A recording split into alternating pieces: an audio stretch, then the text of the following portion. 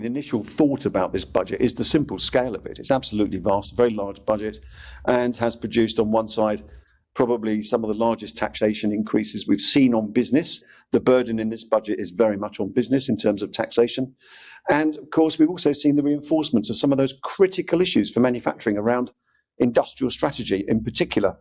And some of those things are to be welcomed. So very much a budget of two halves. It gives us another reinforcement point on long-term strategy, which has been the thing we've been campaigning for so long.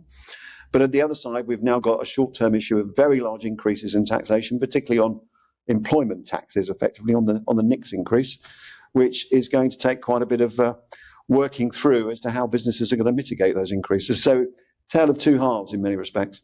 So, Stephen, how do you think your membership is going to react to all this? I think there'll be a lot of questions, Nick, and I think there'll be a lot of searching for answers about how they cope with it and what actually it means. I think the detail of the increases that are in the budget around the threshold changes as well as the headline numbers are quite complicated, and so a lot of people will want to understand that. So to help our members immediately, we are running a webinar tomorrow. And details of that webinar are on our website, and it's going to be designed to go through all those technical details to help people really understand the importance of these changes.